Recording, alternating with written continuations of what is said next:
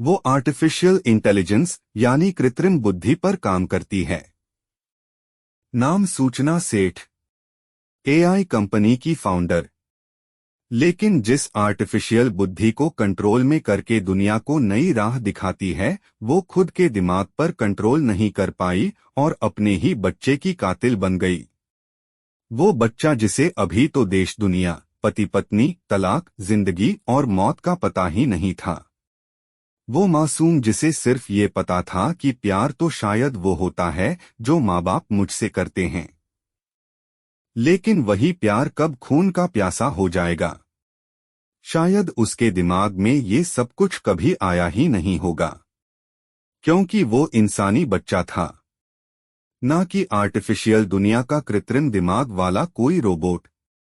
लेकिन जब पति पत्नी का विवाद और अपने पति के प्रति एक बीवी की नफरत इतनी बेइंतहा हो गई कि उसकी जलन में सिर्फ एक मासूम को ही जलना लिखा था, और आखिर में वही मासूम उस इंसानी दिमाग और कृत्रिम दिमाग की लड़ाई के बीच में चारा बना, और जिसे कलेजे से लगाकर वो माँ कभी सुलाती थी, वही बच्चा उसी माँ के साथ बिस्तर पर कई घंटों तक तो लेटा रहा, लेकिन उसकी सांसें खामोश थीं, आंखें बंद थीं, जिस्म बेजुबान थी। अगर कोई चीखती चिल्लाती आवाज थी भी तो वो सब कुछ उस माँ के दिलो दिमाग में तैर रही थी। वही माँ अपने मरे हुए बच्चे की लाश को हमेशा के लिए अपने साथ रखने को तैयार हो गई ताकि उसे अपने पति से मिलवाना ना पड़े। आखिर सूचना सेठ ऐसा क्यों करना चाहती थी? आइए जानते हैं एक माँ की बेटे के कत्ल के पीछे की पूरी सच्चाई। हाल के वक्त में कत्ल के बाद श्रद्धा केस समेत ऐसे दर्जनों केस सामने आए जिनमें कातिल लाश को ठिकाने लगाने के अलग अलग तरीके चुन रहा था, लेकिन 4 साल के अपने ही बेटे के कत्ल की आरोपी सूचना सेठ इन सबसे अलग थी। इतनी अलग कि बेटे का कत्ल करने के बाद अगले 22 घंटे तक वो गोवा के होटल के कमरे में उसी बेड पर लेटी और बैठी रही जिस बेड पर उसके बेटे की लाश पड़ी थी।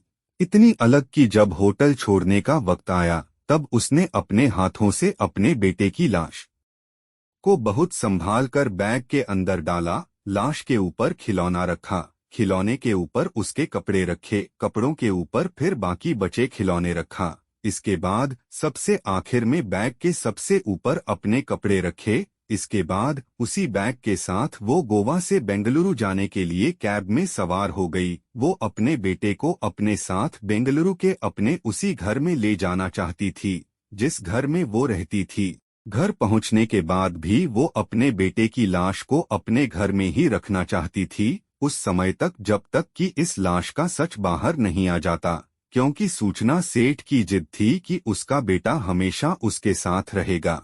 और इस साथ रहने वाली बात ने ही गोवा पुलिस को इतना परेशान कर दिया कि अब गोवा पुलिस ने फैसला किया है कि सूचना सेठ से आगे की सारी पूछताछ किसी मनोवैज्ञानिक की मौजूदगी में की जाएगी। दरअसल गोवा पुलिस को इस सवाल का जवाब ही नहीं मिल रहा है कि सूचना अपने बेटे की लाश के साथ क्या करने वाली थी। पहले 6 दिनों तक पुलिस हिरासत में गोवा पुलिस ने हर तरीके से सूचना सेठ के दिमाग में झांकने की कोशिश कर ली, उसकी जुबान खुलवाने की कोशिश कर ली, लेकिन बकौल गोवा पुलिस सूचना पूछताछ में बिल्कुल सहयोग नहीं कर रही है।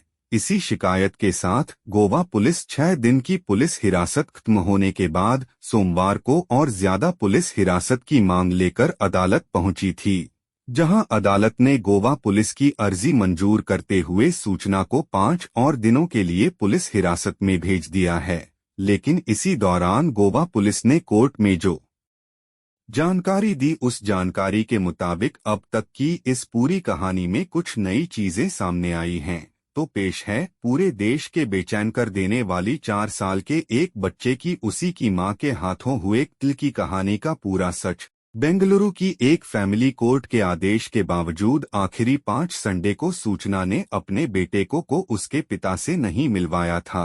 आखिरी बार बाप बेटे की मुलाकात 10 दिसंबर को बेंगलुरु के एक कैफे में हुई थी। इसके बाद जब भी संडे को वेंकटरमन अपने बेटे से मिलने जाता, सूचना उसे मिलने नहीं देती। 5 संडे के बाद सूचना को भी एहसास हो चुका था कि कोर्ट के हुक्म को इस तरह नजरअंदाज करना उसके केस के लिए ठीक नहीं होगा। दरअसल तलाक के साथ साथ सूचना और वेंकटरमन दोनों ने ही बच्चे की कस्टडी की भी अदालत में अर्जी डाल रखी थी।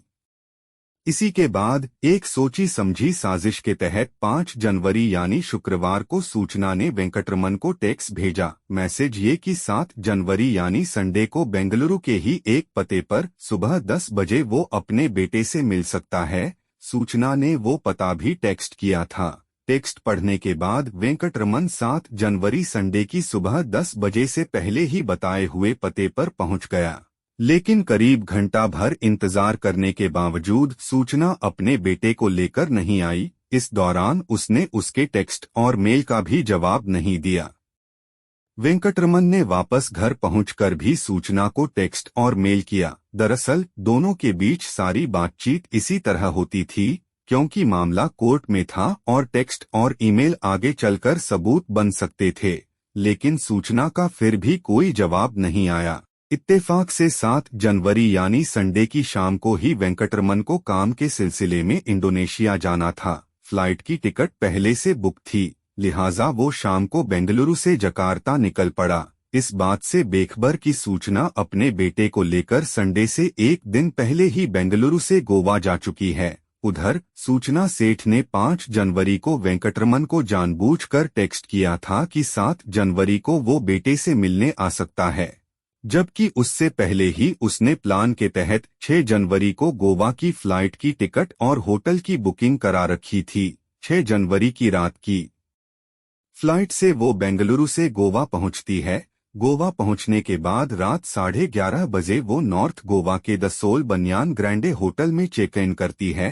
होटल की बुकिंग 10 जनवरी की तक की थी, यानी अगले 4 दिनों तक उसे गोवा में ही रहना था। लेकिन गोवा में चेक इन करने के सिर्फ 2 से ढाई घंटे बाद ही रात करीब 2 बजे के आसपास सूचना अपने बेटे का कत्ल कर देती है। इसके बाद पूरी रात वो उसी बेड पर लेटी रहती है जिस पर उसके बेटे की लाश पड़ी थी। अगले पूरे दिन भी सूचना कमरे में ही रहती है।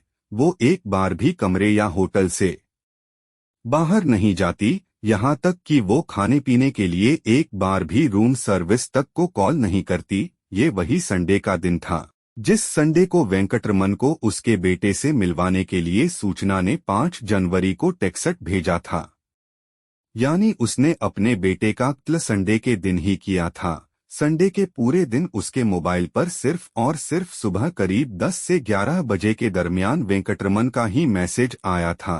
वेंकटरमन तक बेंगलुरु में सूचना के बताए पते पर खड़ा बेटे से मिलने का इंतजार कर रहा था। पूरा संडे होटल के कमरे में गुजारने के बाद रात करीब 11 बजे सूचना ने पहली बार अपने रूम से रिसेप्शन पर फोन किया। उसने किसी अर्जेंट काम से फौरन बेंगलुरु लौटने की बात कहते हुए बेंगलुरु तक के लिए एक कैब बुक कराने को कहा। हालांकि होटल की बुकिंग 10 जनवरी तक के लिए थी, लेकिन सिर्फ एक रात होटल में गुजारने के बाद अगली ही रात सूचना होटल से चेकआउट कर रही थी। चेकआउट से पहले 22 घंटे तक सूचना जब अपने बेटे की लाश के साथ कमरे में थी, तब उसने 3 चीजें की थीं। पहली, उसने कत्ल के बाद एक कागज पर 2 लाइनें लिखी थीं। कोर्ट ने जो मेरे पति को मेरे बेटे से मिलने का ऑर्डर पास किया है, वो मैं बर्दाश्त नहीं कर पा रही हूँ। मेरा बेटा मेरे पास ही रहेगा। इसके बाद उसने इन्हीं 22 घंटों के दौरान एक और नोट लिखा। इस बार उसने लिखा, मैं काफी गिल्टी और फ्रस्ट्रेटेड महसूस कर रही हूँ। मैं अपने बेटे से बहुत प्यार करती हूँ, लेकिन मैं उसे उसके बाप से मिलते नहीं देख सकती। इसके बाद इन्हीं 22 घंटों में एक बार उसने कमरे के अंदर ही कैंची से अपनी कलाई की नसें काट कर मरने की कोशिश भी की थी, लेकिन ये कोशिश अधूरी थी।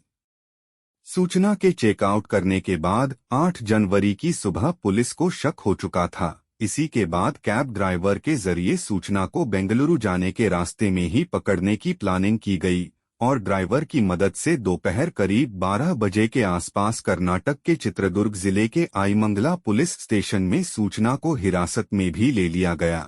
चश्मदीद कैब ड्राइवर के मुताबिक जब आईमंगला पुलिस ने सूचना को बैग खोलने के लिए कहा था, तब भी वो बिल्कुल शांत थी।